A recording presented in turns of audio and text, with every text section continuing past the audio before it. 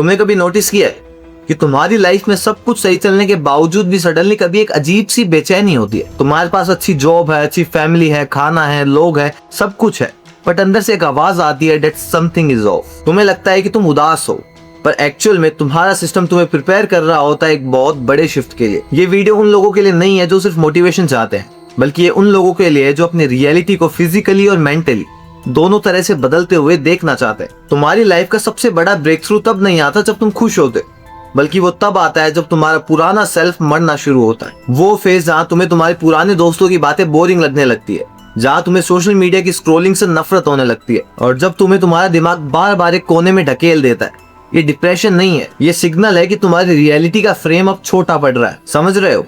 जैसे सांप अपनी पुरानी स्किन छोड़ता है, ठीक उसी तरह तुम्हारी सोल और तुम्हारा नर्वस सिस्टम अपने पुराने वर्जन को लात मार रहे हैं, क्योंकि अब वो तुम्हारे लिए यूजफुल नहीं है। इमेजिन करो एक लड़का है, लेट्स कॉल हिम आर्यन। अब आर्यन की लाइफ बिल्कुल सेट है, वो एक बढ़िया 9 to 5 की जॉब कर रहा है, दोस्तों के साथ वीकेंड पे पार्टी करता है, अपने वही पुराने टॉक्सिक रिलेशनशिप में फंसा हुआ है जहाँ पर लड़ाइयाँ और रिकॉन्सिलेशन का एक लूप चलता रहता है। एक दिन बिना किसी ऑब्वियस रीजन के आर्यन को उन पार्टीज में मजा आना बंद हो जाता है। वो वहाँ पे खड़ा है, म्यूजिक बज रहा है, लोग नाच रहे हैं, हंस रहे हैं, पर उसे ऐसा लगता है कि यार वो यहाँ पर बिलोंग नहीं करता, वो गलत जगह पे आ गए। वो अपने दोस्तों की तरफ देखता है, उसे महसूस होता है कि यार इनकी बातें कितनी खोखली है। ये जो फीलिंग है ना कि तुम्हें लगता है कि तुम अपनी लाइफ के कॉन्टेक्ट से आउट ऑफ सिंक हो गए हो, यही पहली हिंट है। तुम्हें लगता है कि तुम अकेले हो गए, जबकि रियलिटी में तुम अपग्रेड हो गए। नोटिस करना, जब भी तुम्हारी रियलिटी बदलने वाली होती है, सबसे पहले तुम्हारी टॉलरेंस पावर खत्म हो जाती है। जिन बातों को पहले तुम चुपचाप सह रहे थे, चाहे तुम्हारे बॉस की बदतमीजी हो या तुम्हारे पार्टनर की गैस लाइटिंग,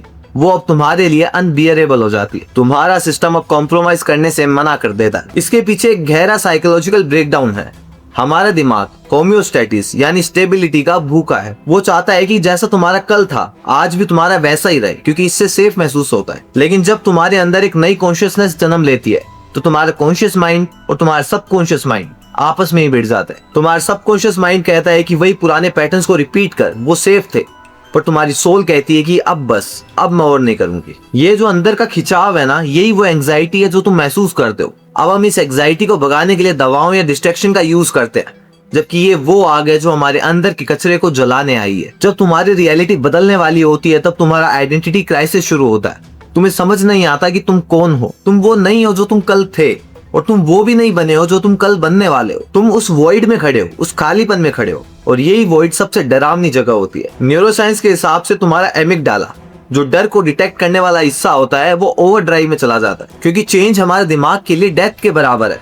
हमारा नर्वस सिस्टम वही पुरानी मेमोरीज, वही पुराने पैटर्न्स को पकड़ कर रखना चाहता है, क्योंकि वहां डोपामीन का एक प्रेडिक्टेबल लूप था। जब तुम उन पुराने पैटर्न्स को तोड़ दो, तो डोपामीन का क्रैश होता है। तुम्हें लगता है कि तुम्हारी लाइफ बोरिंग हो गई है या फिर तुम्हारा चार्म खत्म हो गया, जबकि रियलिटी में तुम्हारा दिमाग अपनी वायरिंग को रीसेट कर रहा होता है। इवोल्यूशनरी बायोलॉजी के नजरिए से देखो, हमारे पूर्वज जब किसी नई जगह जाते थे, तो उन्हें हर वक्त अलर्ट रहना पड़ता था, क्योंकि नई जगह मतलब खतरा। इसलिए आज भी जब तुम्हारी लाइफ एक नए मोड पे आती है, तो तुम्हारा nervous system fight and flight mode में चला जाता है। तुम्हें नींद नहीं आती, तुम्हारे पेट में अजीब सी बेचैनी होती है। ये सिग्नल है कि तुम्हारी बायोलॉजी तुम्हें प्रीडेटरी मोड में डाल रही है, ताकि तुम नए इन्वायरमेंट को डोमिनेट कर सको। लेकिन इसका बड़ा असर तुम्हारे रिलेशनशिप और सोशल डायनामिक्स पे पड़ता है। जब तुम बदलने लगते हो, तो तुम्हारे आसपास के लोग सबसे पहले तुम्हें नीचे खींचने की कोशिश करने लगेंगे। वो कहेंगे कि भाई तू बदल गया है, अब तू पहले की तरह चिल नहीं रहा। उन्हें डर लगता है कि अगर तुम आगे निकल गए तो तुम उन्हें उनकी मीडियोक्रिटी याद दिला दोगे। अब यहाँ पर तुम्हारे ईगो का टेस्ट होता है। क्या तुम उनको खुश करने के लिए अपने आप को फिर से छोटा बना लोगे, या फिर तुम उन्हें पीछे छोड़ने का दुख सहोगे। पावर डायनामिक्स में भी एक बहुत बड़ा शिफ्ट आता है। पहले तुम वैलिडेशन सीख करते थे, पहले तुम चाहते थे कि लोग तुम्हें पसंद करें, लेकिन जब तुम्हारी रियलिटी बदलने वाली होती है, तब तुम्हारा ये वैलिडेशन सीकिंग मैकेनिज्म मर जाता है। तुम्हें फर्क पड़ना बंद हो जाता है कि लोग तुम्हारे बारे में क्या सोच रहे हैं। तुम्हें रियलाइज होता है कि अभी तक तुमने अपनी लाइफ की स्टीयरिंग व्हील दूसरे इंसान के हाथ में दी हुई थी, और जब तुम वो स्टीयरिंग वापस अपने हाथ में लेते हो, तो शुरुआत में थोड़ी गाड़ी लड़खड़ाती है। अब यहाँ पर मुझे तुम्हारा थोड़ा सा अटेंशन चाहिए। अगर तुम अपने इमोशनल पैटर्न्स को समझना चाहते हो कि क्यों तुम एक सर्टेन वे में एक्ट करते हो, क्यों तुम एक तरह के इंसान से ही बार बार अटैच हो जाते हो, तो मैंने तुम्हारे लिए एक छोटी सी गाइड, एक छोटी सी ई बुक लिखी है, बिहाइंड द डार्क। ये सिर्फ 32 पेजों की है, और मैंने जानबूझकर इसे कम पेजेस की रखा है, ताकि जो भी मैं तुम्हें बताना चाहूँ वो स्ट्रेट टू द पॉइंट तुम तक पहुंच सके, क्योंकि क्लैरिटी ही सबसे बड़ा वेपन है। और ये ई बुक तुम्हें अपने पैटर्न्स को लेकर क्लैरिटी देगी। अगर तुम जेन्युइनली अपने पैटर्न्स को समझना चाहते हो, तो डिस्क्रिप्शन और पिन कमेंट में तुम्हें उसकी लिंक मिल जाएगी। वीडियो पर वापस चलते हैं। अब एक और पैटर्न है जो लोग अधिकतर मिस कर देते हैं और वो है लॉस ऑफ इंटरेस्ट। तुम्हें उन चीजों में मजा आना बंद हो जाता है जिनसे तुम पहले ऑब्सेस्ड थे। शायद वो गेमिंग हो, शायद वो घंटों तक दोस्तों के साथ फालतू बकवास करनी हो, या स्टेटस और दिखावे की भूख हो। ये इसलिए होता है क्योंकि तुम्हारी फ्रिक्वेंसी चेंज हो रही है। इमेजिन करो कि तुम एक रेडियो और तुम 91 FM से 104 FM पे जा रहे हो, तो इसके बीच में जो वो गूं गूं करके आवाज आती है ना, वो तुम्हारी करंट मेंटल स्टेट है। वो शोर, वो बेचैनी, वो खालीपन, वो सिर्फ एक ट्यूनिंग है। लोग इस ट्यूनिंग से डरकर वापस पिछले स्टेशन पे भाग जाते हैं, लेकिन जो इंसान इसे बर्दाश्त कर जाता है उसे ही नया गाना सुनाई देता है, एक नई रियलिटी दिखाई देती है। सोशली तुम ये नोटिस करोगे कि तुम्हारे पुराने दोस्त तुमसे कट ऑफ होने लगेंगे। तुम्हें लगेगा कि तुम बुरे इंसान हो गए हो, लेकिन एक्चुअल में अब तुम्हारी वाइब मैच होना बंद हो गई है। तुम अब उनकी कंप्लेनिंग और विक्टिम मेंटेलिटी को और टॉलरेट नहीं कर सकते। तुम्हें लगने लगता है कि तुम्हारी बात कोई समझ ही नहीं रहा है। ये जो आइसोलेशन है ना, ये तुम्हारे लिए एक वर्कशॉप की तरह है। नेचर तुम्हें अकेला करता है ताकि तुम अपने अंदर की आवाज सुन सको जो बाहर के शोर में छुप गई थी। अब इस वक्त तुम्हारा ईगो काफी चिल्लाएगा। वो तुमसे बोलेगा कि भाई ऐसे तो हम मर जाएंगे, हमसे कोई प्यार नहीं करेगा। पर ये सब झूठ है। ये सिर्फ तुम्हारे पुराने सेल्फ की आखिरी चीखें हैं। इमोशनल रीइंफोर्समेंट के लिए समझना जरूरी है कि ये प्रोसेस थोड़ी अनकंफर्टेबल होगी। अगर तुम अपनी लाइफ में अभी अनकंफर्टेबल महसूस कर रहे हो तो कॉन्ग्रेचुलेशन, तुम जिंदा हो। लोग तो मुर्दों की तरह एक ही पैटर्न में 40, 50, 60 साल निकाल देते हैं। तुम्हारे अंदर ये जो टूट फूट हो रही है ना, ये इस बात का सबूत है कि तुमने ग्रोथ को चुना है। पर ग्रोथ का मतलब सिर्फ फूल खिलना नहीं होता। ग्रोथ का मतलब बीजों का फटना भी होता है। जब बीज फटता है तभी पेड़ बनता है। तुम भी अभी उस फटने वाले फेस में हो। तुम्हारा दिमाग तुम्हें बार बार वही पुरानी यादें दिखाएगा, वही पुराने दुख याद दिलाएगा, क्योंकि वो चाहता है कि तुम उन इमोशंस में ही फंसे रहो। पर तुम्हें समझना होगा कि तुम वो इमोशंस नहीं हो, तुम वो ऑब्जर्वर हो जो उन इमोशंस को देख रहा है। जब तुम इस पॉइंट पे पहुंचते हो जहां तुम अपने रिएक्शन को एज ए थर्ड पर्सन देखना शुरू कर देते हो, तब तुम्हारी रियलिटी बदलना ऑलमोस्ट फिक्स हो जाती है। तुम देख पाते हो कि कैसे तुम्हारी बॉडी एक पुराने ट्रिगर पर गुस्सा हो रही है, पर तुम अंदर से शांत हो। तुम देखते हो कि कैसे कोई तुम्हें मैनिपुलेट करने की कोशिश कर रहा है, पर तुम इस बार उनके जाल में नहीं फंसते। ये जो डिस्टेंस है ना तुम्हारे और तुम्हारे रिएक्शन के बीच, यही तुम्हारी असली फ्रीडम है। लेकिन यहाँ पर हमारा दिमाग एक बहुत बड़ा धोखा खेलता है। जब तुम्हारी रियलिटी बदलने वाली होती है, तब तुम्हारी लाइफ तुम्हारे सामने एक आखिरी टेस्ट लेके आती है। एक ऐसी सिचुएशन आएगी जो तुम्हारे सबसे बड़े डर को तुम्हारे सामने लाकर खड़ा कर देगी। और वो इसलिए होता है ताकि ये पता चल सके कि क्या तुम वाकई तैयार हो चेंज होने के लिए, या फिर सिर्फ तुम बातें कर रहे हो। अब इस मोड पर अधिकतर लोग हार मान लेते हैं। वो बोलते हैं कि मैंने पूरी कोशिश कर ली, फिर भी वही मुसीबत सामने आ गई। तो भाई ये मुसीबत नहीं है, ये तुम्हारा आखिरी इम्तिहान है। अब एक गहरा सवाल पूछता हूँ, क्या तुमने कभी नोटिस किया है, खुद से सवाल पूछा है कि क्यों तुम्हारा सिस्टम इतना रिएक्ट करता है जब तुम कुछ नया करने की कोशिश करते हो? हमारे डीएनए में सर्वाइवल कोडेड है, ग्रोथ नहीं। ग्रोथ तुम्हें खुद सीखनी पड़ती है। रियलिटी चेंज होने से पहले हमारा दिमाग हमें नम कर देता है, सुन कर देता है। हमें लगता है कि हमें किसी चीज से फर्क नहीं पड़ रहा है, ना दुख से ना सुख से। ये नमनेस एक प्रोटेक्शन लेयर है। हमारे दिमाग हमारी एनर्जी को कंजर्व कर रहा है उस बड़े एक्सप्लोजन के लिए। इस फेज में या तो तुम काफी ज्यादा सोते हो या फिर बिल्कुल ही नहीं सो पाते। तुम्हारी एपेटाइट बदल जाती है। इस टाइम पर तुम्हारा दिमाग बेसिकली पुरानी फाइल्स को डिलीट करके नई फाइल्स के लिए स्पेस बना रहा होता है। यहाँ स्टोइसिज्म और ईस्टर्न फिलोसॉफी का एक बहुत बड़ा फ्यूजन काम में आता है। तुम्हें अपने ईगो को मरते हुए देखना सीखना पड़ेगा। ईगो क्या है? ईगो वो कहानी है जो तुमने अपने बारे में अपने आप को सुना रखी है कि मैं तो बहुत इंट्रोवर्ट हूँ, मैं तो बहुत बुरा इंसान हूँ, मैं इनफ नहीं हूँ, मैं हमेशा धोखा खाता हूँ, मेरी किस्मत ही खराब है। जब रियलिटी बदलती है तो सबसे पहले तुम्हें ये कहानी झूठी लगने लगती है। तुम्हें रियलाइज होता है कि तुम ये कहानी नहीं हो, बल्कि तुम तो वो राइटर हो जो इस कहानी को भी बदल सकता है। पर राइटर बनने के लिए तुम्हें पहले पुरानी स्क्रिप्ट को फाड़ना पड़ेगा, और वो फाड़ने का दर्द ही वो बेचैनी है जो तुम्हें फील होती है। समझ रहे हो? अब सोचो उस अटैचमेंट के बारे में जो हमने अपने दुख के साथ बना लिए। हम इंसान बहुत अजीब है, हम अपने दुखों से भी अटैच हो जाते हैं क्योंकि वो हमें एक आइडेंटिटी दे देते हैं। एक ब्रोकन लवर की, एक स्ट्रगलिंग आर्टिस्ट की, एक मिसअंडरस्टूड चाइल्ड की।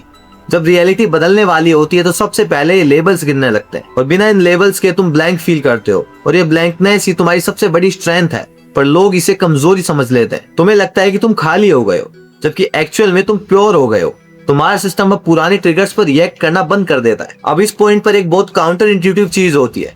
जब तुम ये एक्सेप्ट कर लेते हो कि ठीक है, मुझे नहीं पता कि आगे क्या होगा और मैं इस खालीपन में रहने के लिए तैयार, ठीक उसी वक्त तुम्हारी फिजिकल रियलिटी में क्रैक्स आनी शुरू हो जाती है। तुम्हें अजीब से कोइंसिडेंस दिखने लगते हैं। तुम्हें ऐसे लोग मिलने लगते हैं जो तुम्हारी नई फ्रिक्वेंसी के साथ मैच करते हो। ऐसे मौके तुम्हारे सामने आते हैं जिनके बारे में तुमने कभी सोचा भी नहीं था। पर ये तभी होता है जब तुम अपने पुराने किनारों को छोड़ चुके होते हो। जब तुम समुद्र के बीचों बीच होते हो और तुम्हें कोई किनारा नहीं दिखता, तब तुम्हारी असली ताकत बाहर आती है। पर नोटिस करना, जब ये सब कुछ हो रहा होता है तो तुम्हारी पुरानी कंडीशनिंग तुम्हें वापस खींचने की कोशिश करती है। वो अपना लास्ट वेपन यूज करती है और वो है गिल्ट।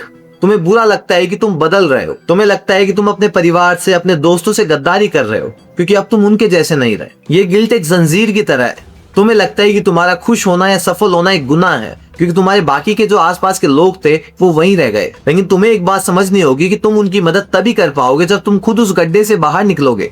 अगर तुम भी उसी गड्ढे में पड़े रहोगे तब तुम उनके दुख को और बढ़ाओगे, उसे कम नहीं करोगे। इसलिए अगर तुम्हें अपनी रियलिटी बदलनी है तो तुम्हें अपनी सोशल इमेज को कुर्बान करना पड़ेगा। तुम्हें बुरा बनने के लिए तैयार रहना पड़ेगा उन लोगों की नजरों में जो तुम्हें कंट्रोल करना चाहते थे। तुम्हारी ग्रोथ उनके आलस के लिए एक सवाल बन जाती है, इसीलिए वो तुमसे सवाल करेंगे, तुम्हारे इरादे पे शक करेंगे। पर तुम्हें याद रखना है कि ये बाहर का जो भी शोर है ना, ये तुम्हारे अंदर के ट्रांसफॉर्मेशन का रिएक्शन है। नोटिस करना कि जब तुम्हारा नर्वस सिस्टम रिवायर हो रहा होता है तब तुम्हारा सेंसरी परसेप्शन बदलने लगता है। तुम्हें रंग और गहरे दिखने लगते हैं, तुम्हें म्यूजिक की काफी लेयर समझ में आने लगती है, तुम्हें लोगों के मास्क के पीछे का असली सच दिखने लगता है। तुम्हें लगता है कि तुम्हारी गट इंट्यूशन बहुत गहरी हो गई है, बहुत एक्टिव हो गई। तुम्हें किसी इंसान से मिलते ही ये पता चल जाता है कि ये तुम्हारे लिए सही है या नहीं। पहले तुम इन सिग्नल्स को इग्नोर कर देते थे, पर अब इनका शोर इतना तेज होता है कि तुम इन्हें अनसुना कर ही नहीं सकते। ये इसलिए होता है क्योंकि अब तुम्हारा ब्रेन सर्वाइवल मोड से निकलकर अवेयरनेस मोड में आ रहा है। तुम अब सिर्फ रिएक्ट नहीं कर रहे, तुम ऑब्जर्व कर रहे हैं। पर अब यहाँ पर एक बहुत गहरी चीज समझने की जरूरत है। रियलिटी चेंज होने का मतलब ये नहीं है कि सब कुछ पॉजिटिव हो जाएगा। रियलिटी चेंज होने का मतलब है कि सब कुछ रियल हो जाएगा। जो रिश्ते सिर्फ मतलब के थे वो टूटेंगे, जो काम तुम सिर्फ पैसों के लिए कर रहे थे वो तुम्हें जहर लगने लगेगा, जो झूठ तुम खुद से बोलते आए हो वो तुम्हारे सामने आईना बन के खड़े हो जाएंगे। रियलिटी चेंज पहले एक डिस्ट्रैक्शन है, बाद में कंस्ट्रक्शन है। अब ज्यादातर लोग डिस्ट्रैक्शन को देखकर रुक जाते हैं, पर उन्हें ये बात समझ में नहीं आती कि नया शहर बनाने के लिए पहले पुरानी जर्जर बिल्डिंगों को गिराना पड़ता है। जब तुम इस ट्रांजिशन के फेज में होते हो ना, तब तुम्हारा सबसे बड़ा दुश्मन तुम्हारा दिमाग नहीं बल्कि तुम्हारी कंफर्ट की आदत होती है। तुम्हें वो पुरानी तकलीफें भी कंफर्टेबल लगने लगती है क्योंकि वो जानी पहचानी थी। नई खुशी से डर लगता है क्योंकि वो अनजान है। तुम्हें लगता है कि अगर ये सब चला गया तो क्या होगा, पर सोचो एक बार कि जो आ रहा है वो वैसे भी तुम्हारा था ही नहीं। वो तो सिर्फ एक बहुत बड़ा बोझ था जो तुमने अब तक ढोया है। अब सुनो, क्या तुम वाकई तैयार हो अपनी रियलिटी को बदलने के लिए, या फिर सिर्फ तुम उस फैंटेसी से प्यार करते हो? क्योंकि रियलिटी बदलने का मतलब है कि तुम्हें वो सब खोना पड़ेगा जो तुम्हें तुम बनाता है। तुम्हारी पहचान, तुम्हारा सर्कल, तुम्हारे बहाने। जब ये सब गिरने लगता है तो इंसान को लगता है कि वो खत्म हो रहा है, जबकि एक्चुअल में वो आजाद हो रहा होता है। एक ऐसी आजादी जिसके बारे में तुम्हें कभी बताया ही नहीं गया। इस ट्रांजिशन में तुम्हारे इमोशंस बहुत अनप्रेडिक्टेबल हो जाएंगे। एक पल तुम काफी पावरफुल महसूस करोगे और दूसरे पल एक बच्चे की तरह रोना चाहोगे। ये जो इमोशनल वॉलेटिलिटी है, ये तुम्हारे नर्वस सिस्टम की क्लीनिंग है। तुम्हारे पुराने दबे हुए इमोशंस बाहर निकल रहे हैं। जिन बातों पर तुम सालों पहले रोए नहीं थे, उनका दुख अब बाहर आएगा और तुम्हें उन्हें बाहर निकलने देना होगा, क्योंकि जब तक वो पुराना मलबा अंदर पड़ा है, नई फाउंडेशन नहीं रखी जा सकती। लेकिन सबसे बड़ा बदलाव तब आता है जब तुम पेन के साथ नया रिश्ता बनाते हो। पहले तुम पेन से भागते थे, पर अब तुम पेन को अपना एक टीचर समझते हो। तुम समझ जाते हो कि दर्द तुम्हें तोड़ने के लिए नहीं बल्कि तुम्हें शेप करने के लिए आया है। जैसे एक पत्थर को मूर्ति बनने के लिए छेनी तोड़े की मार झेलनी पड़ती है, वैसे ही तुम्हारी लाइफ तुम पर प्रहार कर रही है ताकि तुम्हारे अंदर से वो मास्टरपीस निकाल सके। और जब तुम अपने दर्द को गले लगाना सीख लेते हो, तब तुम्हारे सामने एक नई रियलिटी खुलती है जिसे फ्लो स्टेट कहते हैं, जहाँ मेहनत तुम्हें मेहनत नहीं लगती, जहाँ रास्ते खुद ब खुद खुलते चले जाते हैं। पर इससे पहले कि तुम इस फेज में पहुंचो, तुम्हें उस सबसे बड़े अंधेरे से गुजरना होगा जिसे the dark night of the soul कहते हैं। ये वो मोमेंट है जब तुम्हें लगेगा कि भगवान ने तुम्हें छोड़ दिया है, जैसे तुम्हारी लाइफ का कोई मकसद ही नहीं है। ये वो अंधेरा है जो सूरज निकलने से ठीक पहले होता है, और ज्यादातर लोग इसी अंधेरे में अपना रास्ता भटक जाते हैं। वो वापस पीछे मुड़ जाते हैं अपनी पुरानी टॉक्सिक रियलिटी की तरफ, क्योंकि वहाँ उन्हें थोड़ी सी रोशनी, चाहे वो आर्टिफिशियली क्यों ना हो, वो दिखाई देती है। पर अगर तुम उस अंधेरे में थोड़ी देर ठहर गए, बिना डरे बिना भागे, तो तुम देखोगे कि तुम्हारी आंखें अंधेरे में भी देखने की काबिल हो गई है। अब सवाल ये है कि तुम उस अंधेरे में क्या देखते हो? तो तुम वहां देखते हो अपना वो हिस्सा जिसे तुमने हमेशा छुपाया था, अपना शैडो सेल्फ,